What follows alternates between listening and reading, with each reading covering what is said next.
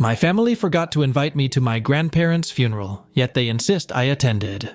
I'm 30s F and caused a major blow-up in my family, and now none of them are talking to me. For background, my hometown is tiny, 500 pop, and when I went 2 HRS away to the city, 15,000 pop for college, I loved it. I ended up staying after graduation, got married, and am happy here for a decade. I visit my hometown every few weeks or so, text my family near daily, and thought we were all good. My family's pretty small. Just my brother, mom, stepdad, dad, stepmom, and an aunt and uncle. Mom's siblings never married, no kids. My mother's grandparents moved to my hometown when I was in high school and were just down the street from us. My family has always been pretty drama-free, aside from my parents' divorce when I was a kid, and we've been happy. The step-parents were blended in perfectly, and we share holidays and celebrations together. We're all super close and just the perfect little group. Ever since I moved away, the topic of, when am I moving back, is constant, and I've always laughed it off. My hometown has nothing. You have to drive 30 minutes for milk and bread, 60, 90-minute one-way commutes to work, and floods shut down the main road every Easter.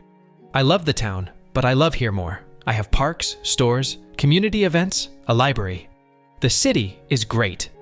My family grumbles that I need to move back, but I refuse.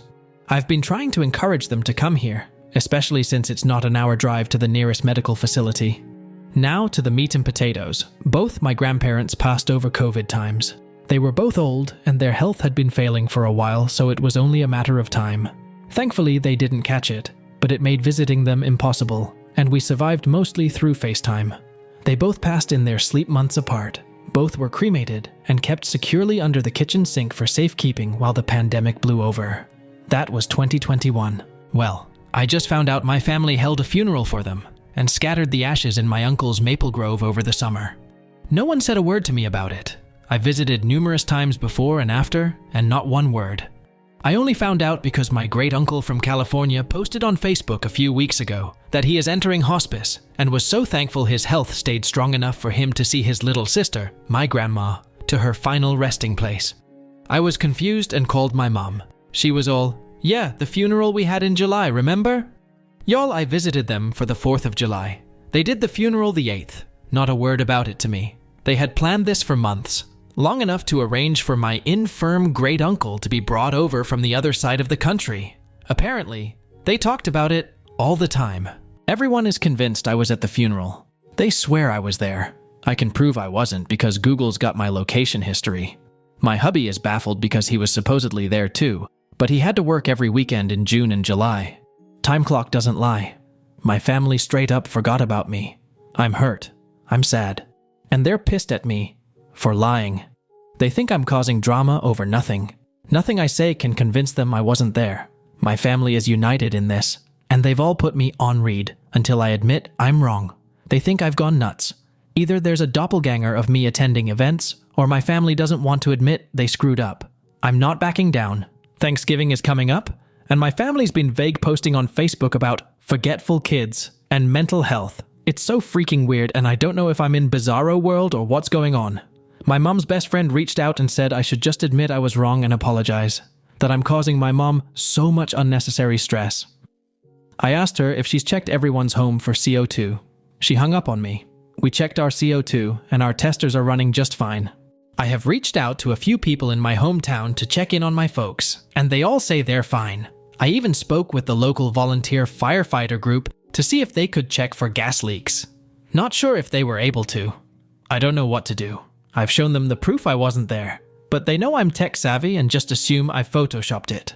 Hubby says we need a break, and we're going to be staying home this holiday season. Update 1. It's 11/27, and Thanksgiving just happened. Hubby and I stayed home. We got a small turkey and made our own little Thanksgiving. It was nice. We ate around noon, then watched a movie, and later sat outside with a bottle of wine to watch the sun set behind the trees and neighbor houses. We usually take the day before off, drive to my folks, stay the night, and help with the Thanksgiving Day cooking. So it wasn't until Wednesday night that my mom broke the silence. Mom called and asked when I was showing up, and I told her we were staying home this year, but for them to have a happy Thanksgiving and to give the rest of the family my love. She was quiet for a long time after I said that, and I think she eventually mumbled an okay or something and hung up. It wasn't an angry hang-up, just a hang-up. On Thanksgiving Day, I sent a group Happy Thanksgiving GIF to our family group chat. I received a few Happy Thanksgivings back. No one said anything else. There's been no posts on Facebook. Update 2. Well, I was sitting outside in my usual spot, watching the sun rise and freezing my butt off, and he called me. I'm not entirely sure how to describe the emotions I felt. It was a mix of panic, hope, terror, happiness, and dread. I ended up answering because I just had to know what he wanted. It was an awkward conversation. He didn't address the current drama, but instead tiptoed around the situation with all the grace of a cow on stilts. For instance, a simple, "How are you doing?" type question was answered with a "not good." And the whole conversation would stall out for a bit because he knew why I wasn't doing well. So we ended up talking about the weather, the various winter birds we'd seen in our feeders, and the Christmas decorations around town, things like that. Eventually he asked if we were coming out for Christmas, and sounded sad when I told him we weren't.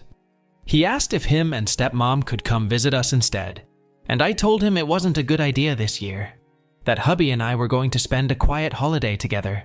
I let him know he should be receiving some gifts at his P.O. box any day now, so to please pick them up from the post office and put them under the family tree for everyone. He said he'd ship ours to us as well, and that was pretty much it. No crazy drama to report. The only posts on Facebook have been the usual Christmas excitement ones, countdowns, photos of Santa, silly gift ideas, photos of company Christmas parties. On a personal note, hubby and I are doing all right. Our health is good, our spirits high, and we're as solid as ever. We each got Christmas bonuses at our jobs, so we're excited about that. They're not large, but we're happy to have them. We have also done advent calendars for the first time ever. I got him a Lego one, and he got me a hot chocolate one. We're going to do the calendars again next year. Maybe make a tradition out of it. Everyone please have a safe and happy holidays. Update 3. I'm really touched a lot of internet strangers are worried about me, and I wanted to ensure everyone that inheritance is most likely not an issue here. I'd almost be relieved if it was, because then it would at least make some sense. Money does weird things to people, you know? No one in my family is wealthy by any means. After my grandparents passed, their small estate was used to pay for their end-of-life expenses, and remaining assets split up. Everyone directly related got an equal split, so excluded my dad and the step-parents. I don't remember the exact amount I received, but it was around $5K if I recall. My brother gave me his share too, so I could finish paying off my college debt while the interest freeze was active. The great-uncle from California has kids and grandkids, and great-grandkids of his own, and also isn't wealthy. I think one of his kids makes good money doing something in finance, but I'm not entirely sure. I can't imagine he left us anything, as we hardly knew him. My mom, aunt, and uncle only met him a few times in their lives, and my brother and I even less. Grandma and him were close, but I don't think he liked my grandpa much. Update 4. Yesterday was Sunday, but I didn't answer my dad when he called. I just really didn't feel up to a pointless chat, so let it go to voicemail. He tried to reach me a few times throughout the day, but I didn't answer. Our bestie last minute invited us over to his house for Christmas Day lunch today, so husband and I were busy all Christmas Eve making cookies, peanut brittle, and homemade suckers, hard candies for his kids. Mom tried to reach out as well, but I also ignored her calls. We had a blast at lunch. Our friends' kids are a lot of fun to be around. They got some techie presents from their grandparents, Quest VR headset and Steam Decks, lucky little rascals. Friend and his wife aren't good with tech, while hubby and I are, so we helped get them set up while our friend played a good host to his folks and in-laws. The grandparents didn't realize that a Steam Deck required a Steam account, so we got the kids all their own accounts set up, added them to our Steam friends lists, and gifted them some games. We also bought them a few VR games for their headset, and they were off to the races with Beat Saber in no time. As for my folks, my brother texted and asked if we could talk sometime tomorrow. I think me ignoring mom and dad has caused some kind of upset, which they deserve. Update 5. For starters, he apologized for everything. Him and I are good for now. For a bit of background, my brother and I are only 2 years apart. There weren't a lot of kids around growing up, so the two of us were often stuck doing stuff together. So we have a lot of shared interests and passions. He's been pretty silent on this whole matter, but still part of the group, if you know what I mean. I think the thought of losing him out of my life was probably the most painful, because he's always been there. He was my rock until I met my husband. He's definitely a mama's boy though, so anything mom wanted, he made sure she got. I'm happy to have him back. Without further ado, here's the story from the horse's mouth. Mom apparently had a cancer scare late last year, which no one told me about, go figure. And Dad had a stint put in his heart back in January, which I did know about. This sense of mortality has apparently lit a fire under Mom's ass to get me back home. But since I wasn't reacting to her passive-aggressive hinting, she and stepmom decided to go full crazy. My great-uncle's health was bad, and he'd been asking about funeral arrangements for his sister, my grandma, for a while, so the moms decided to plan it, and use the event as a giant middle finger to me.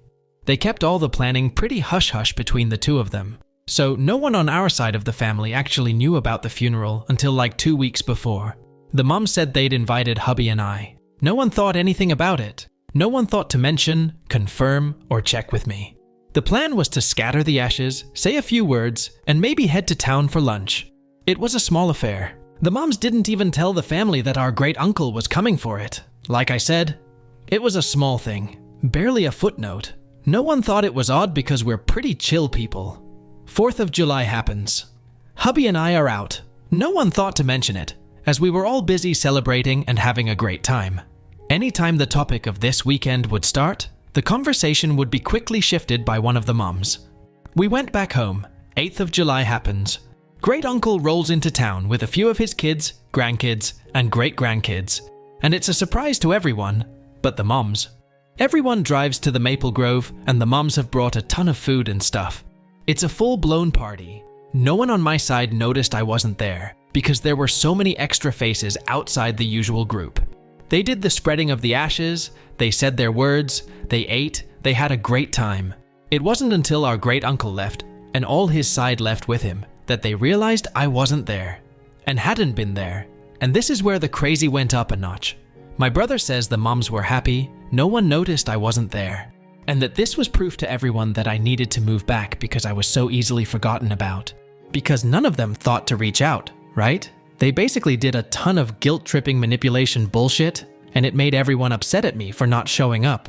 Somehow it was my fault for being excluded. So suddenly everyone was on their side with sticking it to me. But then a few months went by and tempers cooled, and then I guess the horror of it set in, followed by the shame, but by then they were in too deep. How do you undo something like this? And since I hadn't brought it up, I guess they figured they would all just stay quiet about it and hope I never asked about a funeral. That's when I discovered the situation from my great-uncle's Facebook and called my mom, who panicked and went with the stupidest solution, claiming I was there. Don't I remember? I ended up talking with a few friends from high school, mentioning the situation, and word got back to those in town. So suddenly town gossip and little old church ladies got involved. Was I or wasn't I at the funeral? Did my family forget to invite me to the funeral of the only grandparents I'd ever know? Or am I just causing a ruckus? My brother said they all just went with Mom's answer. Of course they wouldn't forget me. Of course I was there. Of course they're good people. And it just snowballed. The family expected me to eventually fold. I'm usually a non-confrontational person, so me sticking to my guns was unexpected. And then I missed Thanksgiving. And now Christmas, with no sign of backing down. And I guess the realization that I could just stop being part of their lives is setting in, and my parents are panicking. He's tried just getting them to apologize and explain, but stubbornness prevails. They want to rug sweep, but I'm not letting them. My brother is upset with everything that's happened. He's realized just how crappy it all has been, and he wants nothing to do with it anymore. But since he lives with my mom, he can't get away from it. He has asked if he can come stay with us for a little bit. I spoke with hubby, and he's in agreement with me that my brother can come crash in our spare bedroom for as long as he wants. Brother works remotely, so it's no trouble for him to pick up and go. I believe he's making the trip today or tomorrow. Not entirely sure, but I expect crap to hit the fan when he arrives. On a side note, hubby's stoked that my brother and I made up. The two usually game together, but haven't due to the situation. He's downstairs right now setting up his man cave in preparation for my brother's arrival. I'm happy to see him so excited. Update 6. My brother rolled in late last night. He'd obviously been crying, and when I opened the door, he just held me and sobbed. I'd never seen him like that before, and soon both of us were just standing in the doorway, crying into one another. He kept apologizing, over and over again. Said he wasn't sure why he went with it. Just kept saying sorry. Hubby got him all set up in the spare bedroom while brother and I talked. My brother's a wreck. He's always been a big guy, but he's lost a lot of weight, and his clothes just hang off him. If I didn't know better, I'd think he was on drugs. We talked for a little bit before bed, and he re-explained everything for my husband. I told hubby the story, but it was just so weird that hearing it again helped. This morning, my brother was up at dawn making some coffee and getting his workday going. Hubby's off all week. Lucky. So hubby made us working folks some pancakes and bacon. So far, everything's peaceful. We've decided not to answer any calls from our family. They've been made aware that he arrived safely, and that we are going to spend the New Year's together, and that we're not answering any calls until January 1st. They may text if they wish. I'm sure they're losing their minds. Serves them right.